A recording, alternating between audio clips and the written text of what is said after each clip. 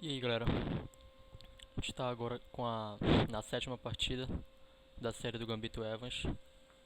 E quem jogou essa partida aqui foi, de novo, né, o Anderson, o Adolf Anderson e o Karl May, que é muito engraçado porque fica igual Adolf Hitler e Karl Marx, mas é Adolf Anderson e Karl May. Ela foi jogada em Breslau, em 1867. E ela foi E4, E5, cavalo F3, cavalo C6, bispo C4 e bispo C5 e o nosso gambito. Entramos no gambito Evans. Bispo captura B4, C3 e o bispo volta para F8. A gente já viu várias variantes, né? Dele ir para A5, C4, e agora dele ir para E7 também. E agora a, a casa original dele, né? Que eu considero um lance muito ruim, porque um dos princípios da abertura é tu não mexer uma peça mais de duas vezes, ou pelo menos nunca voltar a tua peça para o lugar de partida dela, né, do lugar original dela.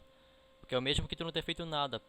Tu desenvolveu e depois regrediu, né, regressou, então é um lance meio ruim, mas ainda assim é teórico, ainda é jogável mesmo assim.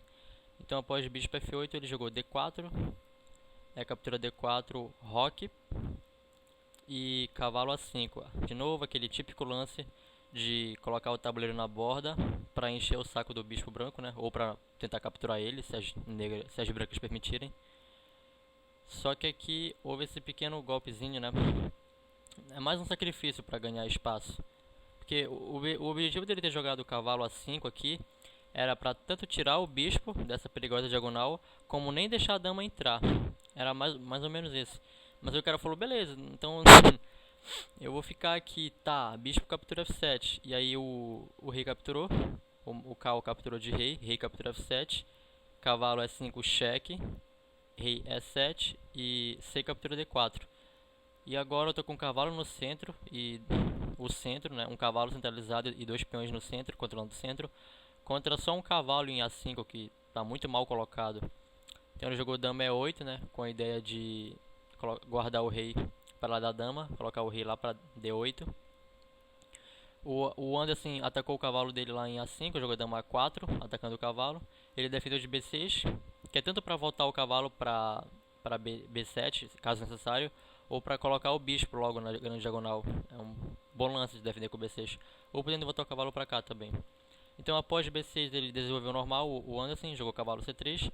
E aqui o Cal ele jogou C6. Eu eu não uso o Engine, né, para analisar as partidas. Eu tento fazer tudo de cabeça antes de eu começar a gravar. E eu não entendi muito bem cavalo C6, porque ele tanto restringe o bispo, caso seja colocado na grande diagonal, quanto restringe o próprio cavalo dele de voltar para C6, caso ele quisesse. Eu fiquei tentando entender, eu não sei se ele estava com medo de algum sacrifício aqui, jogando o cavalo, dando uma espécie de cheque, mas não tinha, essa casa estava muito bem guardada, né? Ela estava muito bem guardada, não tinha nenhum sacrifício aqui. Então eu só concluí que é um lance ruim mesmo, de restringir a própria posição. Mas seguiu após C6, F4, ele está dominando aqui dado o centro, né? Três peões, pegando bastante espaço central, e são três peões móveis também, isso é muito importante. Tu primeiro briga pelo centro, né? Domina o centro para depois espremer, esmagar o teu oponente e mais para cima ainda com o centro móvel e protegido.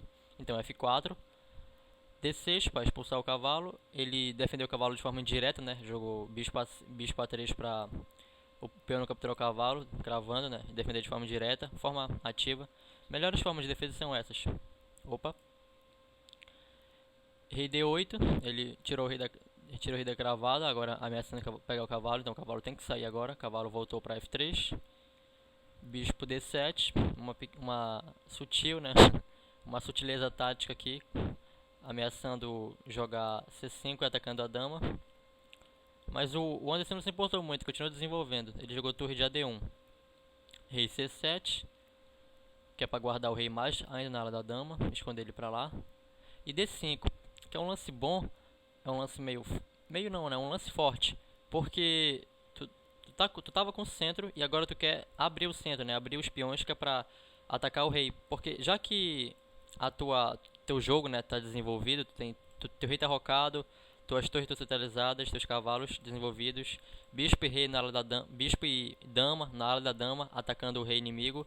Já que tá tudo nos trâmites para poder atacar, tu quer abrir linha agora, tu quer abrir posição, abrir coluna, então jogar aqui na esperança dele capturar seria muito bom, né? Colocar uma torre aqui, uma dama, seria muito bom. Mas o cara também não é besta, ele não deixou, então ele jogou C5, fechando o centro. Pelo menos fechando, tentando fechar a ala da dama e atacando a dama. Então após dama C2, tirando a dama do ataque, ele jogou B5 e ele tá tentando vir com uma espécie de ataque na ala da dama, até tá ameaçando um duplo aqui. E no xadrez se responde assim: quando alguém ataca por uma ala, tu tem que contra-atacar na outra ala. Opa. Quando se ataca por uma ala, tu contra-ataca pelo centro, quer dizer, quando te ataca por um lado, tu ataca no centro. Quando te ataca no centro, tu ataca pelo lado. É basicamente assim que funciona o xadrez.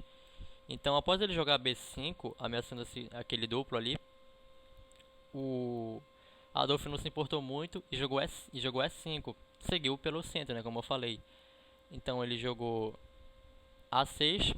O A6 é para defender esse peãozinho de B5, porque ele estava caindo, né? Claro, tem bispo e dama defendendo, mas ele não vai querer escravizar o bispo e a dama dele naquele peão. Então ele jogou A6 para depois tirar, para depois, né, futuramente tirar quando der a dama e o bispo daqui, para desenvolver eles. Então ele jogou A6 logo que é para proteger esse peão, para ele não cair, porque caso o cavalo pegue dá cheque, né?